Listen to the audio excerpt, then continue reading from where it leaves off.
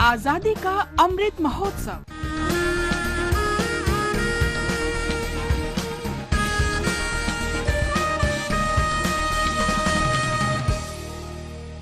आजादी का सफर आकाशवाणी के संग, एक राष्ट्र का जन्म, भारत का शानदार स्वाधीनता संघर्ष आधुनिक विश्व के महानतम संघर्षों में से एक है। आकाशवाणी से हम आपके लिए प्रतिदिन ला रहे हैं इस शानदार संघर्ष की एक झलक। मेरे भारत के कंठहार, तुझको शत शत वंदन बिहार। आज की कड़ी में हम स्वतंत्रता सेनानी और बिहार के पहले मुख्यमंत्री श्री कृष्ण सिन्हा को याद कर रहे हैं, जिनकी मृत्यु 31 जनवरी 1961 को हुई थी। वे स्वतंत्रता आंदोलन के दौरान कई बार जेल गए और लगभग 8 वर्ष कारागार में रहे। उन्हें बिहार केसरी के नाम से जाना जाता है। डॉक्टर राजेंद्र प्रसाद और अनुग्रह नारायण सिन्हा के साथ श्री कृष्ण सिन्हा की गिनती आधुनिक बिहार के निर्माताओं में होती है।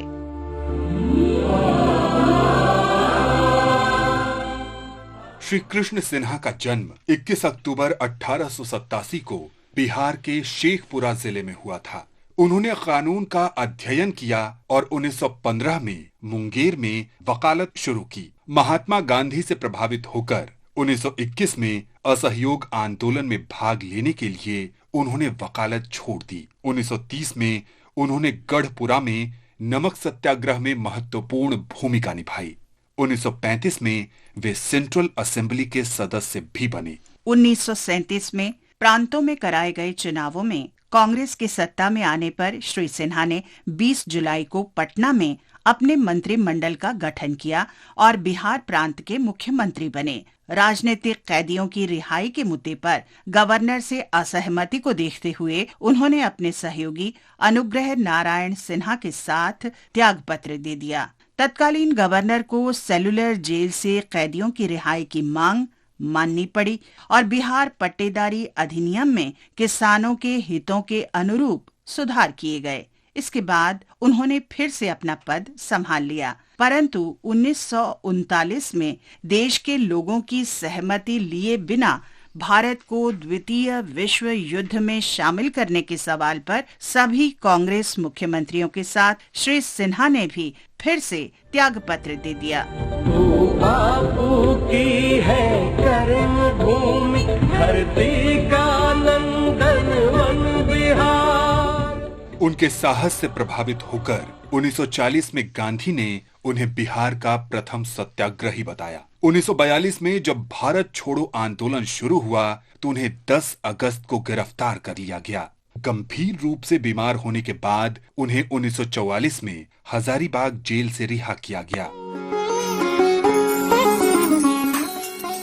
वे भारत की संविधान सभा के सदस्य थे। सिन्हा जाति व्यवस्था के कट्टर विरोधी थे। उन्होंने बैद्यनाथ धाम मंदिर देवघर में तथाकथित पिछड़ी जातियों के प्रवेश आंदोलन का नेतृत्व किया, जो समाज के उत्पीड़ित वर्गों के उत्थान और सामाजिक सशक्तिकरण के प्रति उनकी प्रतिबद्धता को दर्शाता है। द्वितीय विश्व युद्ध की अवधि को छोड़कर श्री कृष्ण सिन्हा ने 1937 में पहले कांग्रेस मंत्रालय के समय से लेकर 1961 में अपनी मृत्यु तक बिहार के मुख्यमंत्री के रूप में काम किया।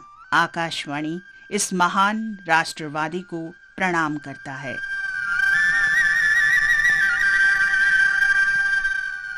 आज हम स्वतंत्रता सेनानी मिंजोर भक्तवत्सलम को भी याद करते हैं, जिनकी मृत्यु आज ही के दिन 1987 में हुई थी। उन्होंने कम उम्र से ही स्वतंत्रता आंदोलन में सक्रिय रूप से भाग लिया और नमक सत्याग्रह तथा भारत छोड़ो आंदोलन के दौरान जेल भी गए।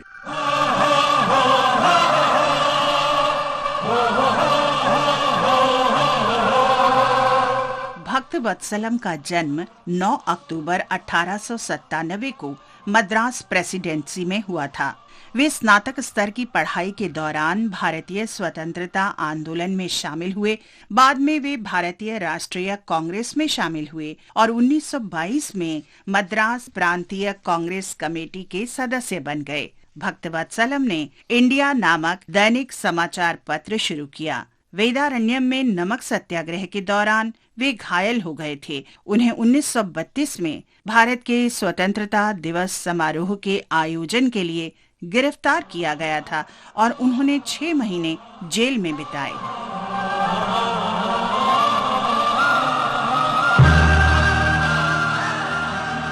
उन्नीस के चुनाव में तिरुवल्लूर सीट जीतने के बाद भक्तवत्सलम ने सफलतापूर्वक मद्रास असेंबली में प्रवेश किया। द्वितीय विश्व युद्ध की घोषणा पर उन्होंने भारतीय राष्ट्रीय कांग्रेस के अन्य पदाधिकारियों के साथ इस्तीफा दे दिया। उन्होंने भारत छोड़ो आंदोलन में भाग लिया और अंग्रेजों ने उन्हें जेल में डाल दिया। 1944 में रिहाई के बाद वे भारत की संविधान सभा के लिए भी चुने गए। स्वतंत्रता के बाद मिंजूर भक्तवत्सलम ने 1963 से 1967 तक मद्रास प्रेसिडेंसी के मुख्यमंत्री के रूप में भी काम किया। इस महान राष्ट्रवादी को हमारा प्रणाम। आज बस इतना ही। आजादी का सफर आकाशवाणी के संग। कल फिर मिलेंगे नई कड़ी के साथ।